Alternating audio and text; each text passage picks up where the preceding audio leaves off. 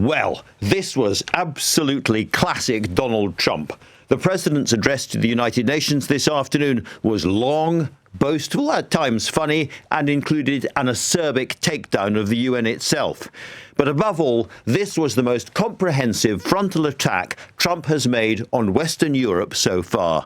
He talked of countries being destroyed by mass immigration. You are going to hell, he said. When your prisons are filled with so-called asylum seekers who repaid kindness, and that's what they did. They repaid kindness with crime.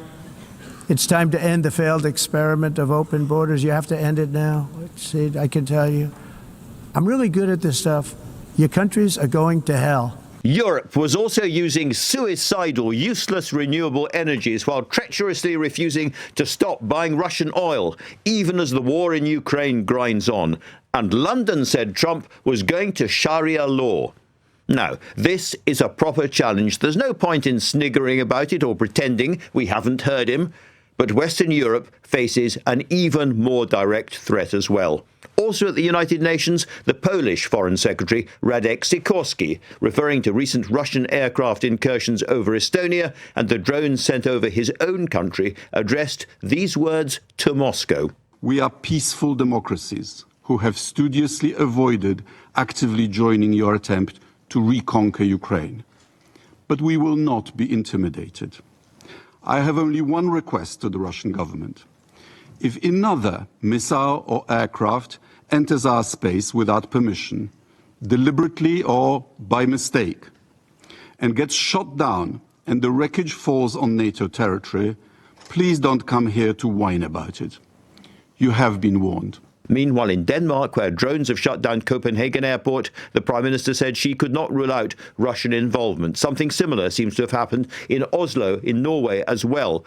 We can't know the full truth at this point, but it does look very much as if Putin is jabbing Western Europe hard in the chest as a provocation and a warning that the Ukraine war could spread. Let's talk first tonight to Lord George Robertson, the former Secretary-General of NATO. I wanted his reaction to those chilling words from Sikorski and his insight into what the NATO rules of engagement actually are when Russian aircraft breach NATO territory. It'll depend on the circumstances, depend very much on what the local commanders on the ground feel at that time. But I think the clear thing is that there needs to be a very bright red line round the Article 5 countries, the countries that are in NATO. And they need to give a very clear, stark warning that NATO is a defensive alliance, but that the borders of the NATO countries are inviolate. Sacrosanct. So that means if Putin sends a jet over Poland, Sikorski has been absolutely clear, we will shoot it down.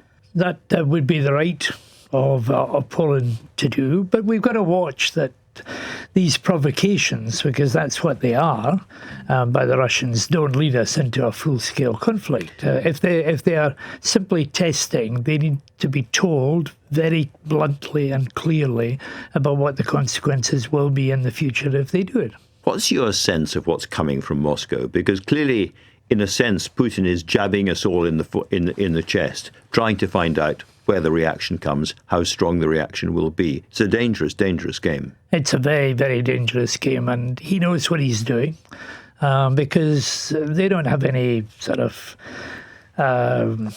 revision. They don't have anybody round about them challenging them at all. So he's making decisions on his own. So he's doing a probing exercise, and he needs to be told very clearly, very bluntly, and without any equivocation at all, that if he keeps doing that, there will be huge consequences for him and for his military.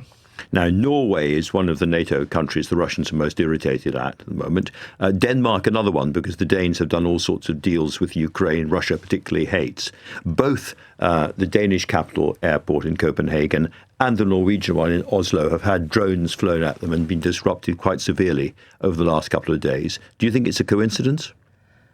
Probably not a coincidence, but then it's difficult to attribute, especially when so many people have got private drones themselves. But I think only one problem is being identified here, and that is the overflight of drones and of fast jets. There is another war going on against us. and that is in the grey zone. Cyber attacks, sabotage taking place across the continent of Europe, undersea cables being tracked and being threatened. All of these things, targeted assassinations and disinformation campaigns, all of that is ongoing. And of course, the problem is none of us know quite what's coming from where. So we've got Jaguar Land Rover, no more production there for yet another week after the cyber attack. We don't know if that was Russia, but it could well have been. Indeed, a lot of these things are not easily attributable. But again, we need to give a very clear warning to our adversaries, whoever they are. And it's not just Russia. Other people are out there to subvert us as well. We're not safe at the moment. I've been making it clear after the Defence Review came out. We are underprepared, we're underinsured, and we're under attack. That means we're not particularly safe, and we need to do something about it. And this is a moment where one mistake, one error by either side could take us to the brink very quickly. It's possible, but I think if it's clear enough to the Russians and to others what the consequences will be of attacking any of the countries that are covered by Article 5 of the North Atlantic Treaty, then I think they'll back off. Robustness and deterrence is what we basically need at the moment. I can't let you go without asking you about what you think of Donald Trump's statement today in the United Nations that the most extraordinary full-frontal attack on Western European democracies, countries, he says, that are destroying themselves, committing some kind of national suicide by the level of mass immigration into them. London is going for Sharia law, he says. How should we respond? I think we do it quietly because he can change his mind next week. I was in Washington last week and I watched a lot of the television coverage that took place, especially over the state visit over here. I was in Washington when the president was in London and at Windsor as well. I think the president is given to these flights of rhetoric. But underneath it all is a system that is very much tied to ours. The speeches that he made last week were very clearly identifying the fact that the United States and the United Kingdom are close together.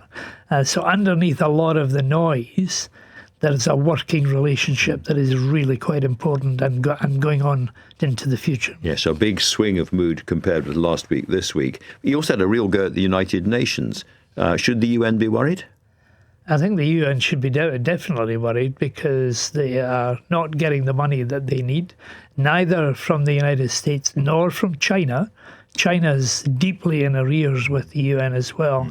And yet the United Nations, for all its imperfections, and there are many, is the great hope for the world where we all sit round debating and discussing conflicts and worries. It should be supported, not attacked. One other point President Trump made was that he was prepared to impose really serious sanctions both on Russia and the countries buying Russian oil to fuel their military ambitions. But the fact that Western European countries are still buying Russian oil, he said, was outrageous, and that had to stop. Would you agree with him there? I think he's got a point. I think there are countries inside NATO, inside the European Union, who are still dependent upon Russian oil, and I think the quicker they get away from that, the better. And I think the rest of the... Can we name them? Well, the Hungary and Slovakia are two of the countries that are involved in doing that, and they are the ones who are the ones most sceptical about Russian sanctions. And I think they've got to be singled out and identified, and they've got to be told that this is not acceptable. Lord Robertson, thank you very much indeed for coming in.